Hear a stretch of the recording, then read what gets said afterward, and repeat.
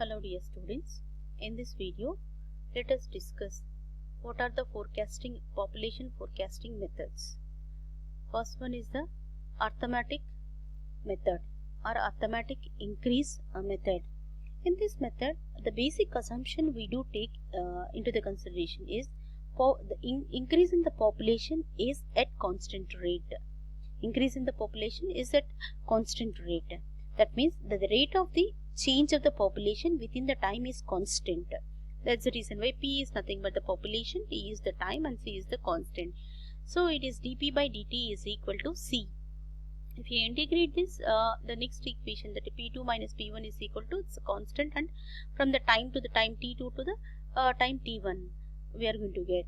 And then P1 and P2 are the P1 is the population at the time T1 at the first census, and P2 is the population at the time T2, the latest census.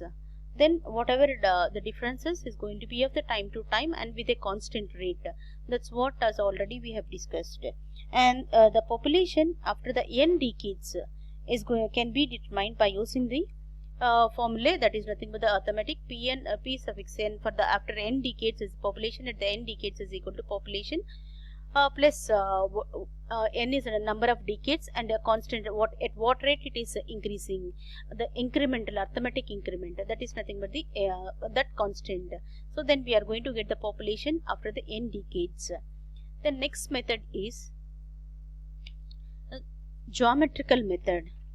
Geometrical method. In this, the basic assumption in this is percentage of increase in the population from decade to decade remains constant. This is the percentage of the population increase is constant from one decade to the other decade. That is the assumption, basic assumption in the geometrical method we do take. Then the population after n decades we are going to take, here the decade to decade is constant, it's going to be constant. Whatever maybe we have discussed about the different trade and industrial and all those things, after keeping all those things, and then here the basic assumption decade to decade it remains constant. And then the P for the after n decades it is going to be the P of 1 plus Ig by 100 to the power of n. What is Ig? Here Ig is nothing but the growth rate. It's a average percentage of the growth rate. We are taking the growth rate into the consideration here to the power of n, and then we can calculate the growth rate by with the Pn by P whole power 1 by n minus 1. That is the growth rate. Growth rate can be determined by computing the average of the growth of several known decades. Several known decades we are going to, because that basic assumption is depending on the how much that constant rate, at constant rate the decade to decade remains. That's what from the already we know the decade to decade information. With that average we are going to calculate the growth rate. From this growth rate we will be calculating the probable after the n decade how much the population is going to be there. The next method is nothing but incremental increase method. Incremental increase method. In this, the basically we are going to take the over last two methods. It's improvised method. It is improved. Then what is that? In the first arithmetic method we have taken, it is like a whatever is going to be this population to the time it is going to be constant, and in the geometrical method it is the decade to decade it's a constant, and here it is the average increase in the population is determined by the arithmetical method, and to this is added an average of net incremental increase once for the each future decade. That means we are going to take the average for the future decades. That equation is P suffix for the after n decades is equal to the population at present plus like a nth decade, and what is the average arithmetic increase for the arithmetic increase plus average incremental increase.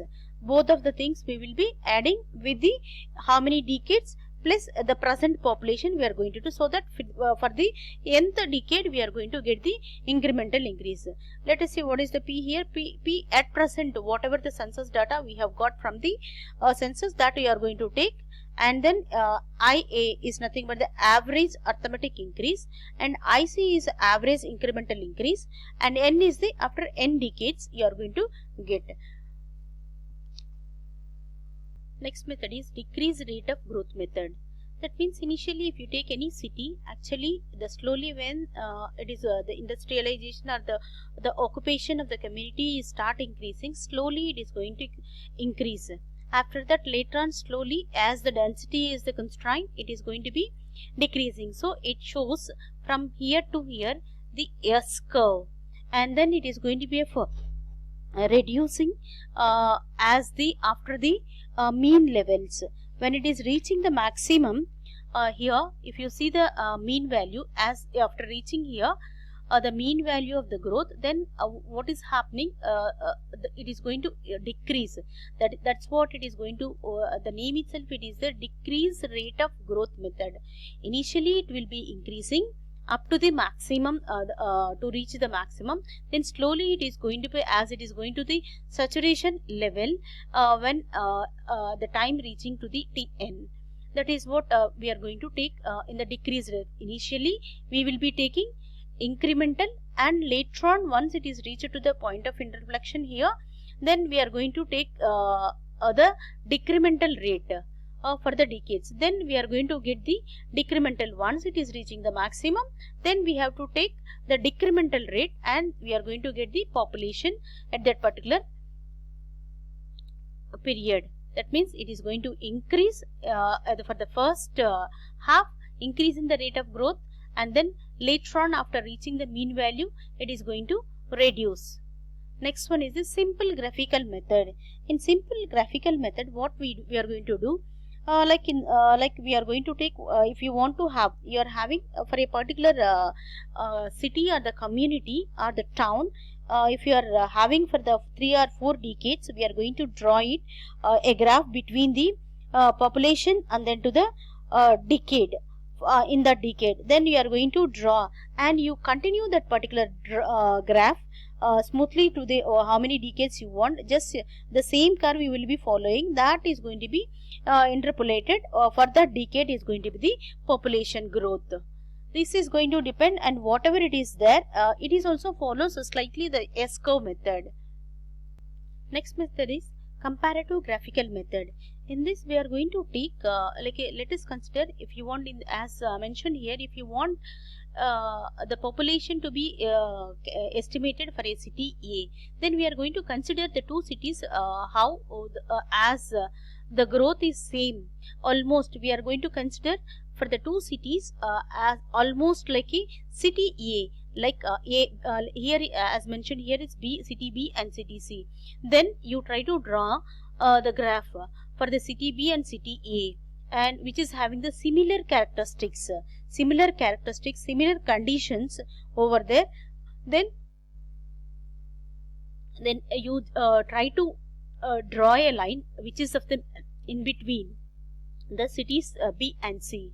Then you extend from the city, whatever the interpolation is there from that particular point, you just extend it. Then you are going to get the future population or the population forecasting, that is in the comparative graphical method.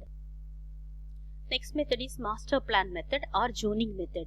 Generally the development of the cities or the towns is not it's not allowed in the haphazard way.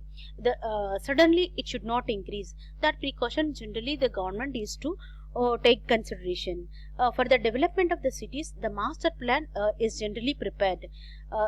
In the cities are divided into while planning for the master plan, then we are going to divide the city into the various zones such as commercial centers, industrial areas, residential areas, educational areas, and to the amusement or otherwise like a public utilities place like a parks, playgrounds and etc. In that, for each and every it's going to be divided, and For each and every activity, the area or the land is planned properly, so that according to the actually depending on the land only, we are going to allow the people to stay.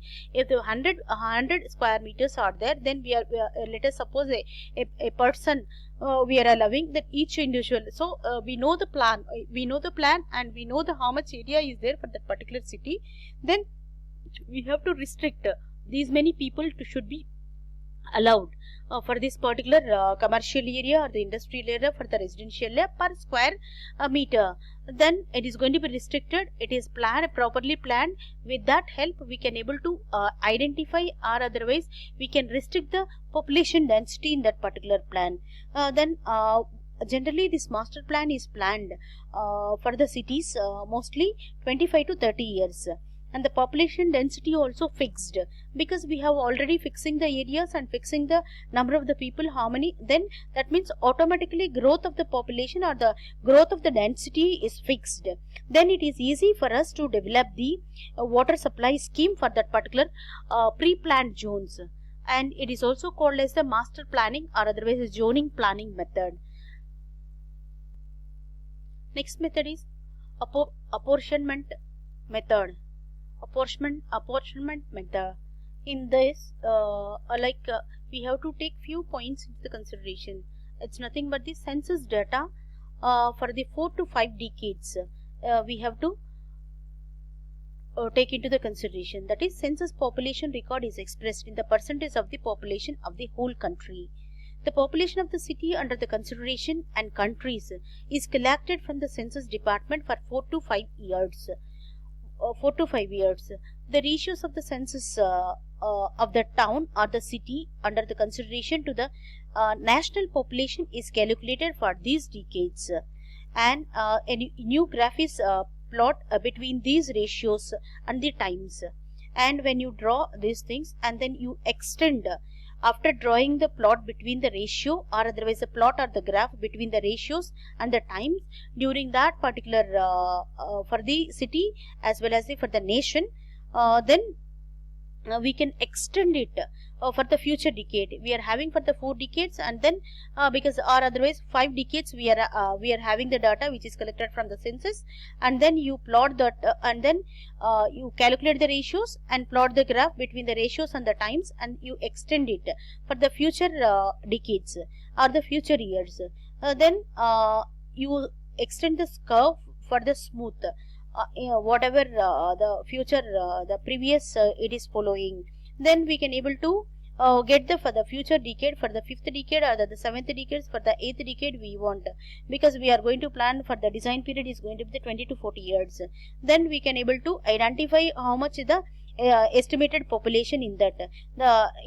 Then from that graph we are going to get only the ratio. Then you take that ratio into the consideration and you multiply by the expected national population. For the city we will be taking, and city and nation ratio we will be taking with the decades we are going to draw, and at the end we are going to multiply with the national population, and so that we are going to for that design period we are going to get. This is what the appropriate bit here. Very simple. We have to take the city population and we have to take the national population. As the city population is implies or otherwise same as the national population, that is the reason why we take the population ratios of the city to the national population, and then that ratio to the time we are going to draw the and then for the 5 decades, and extend for the next decade, for the future decade which you want, and then you take that ratio, you multiply with the number of the population of the nation, and you will be getting for that particular design period. Some queries are there, we will be discussing in the class. Thank you.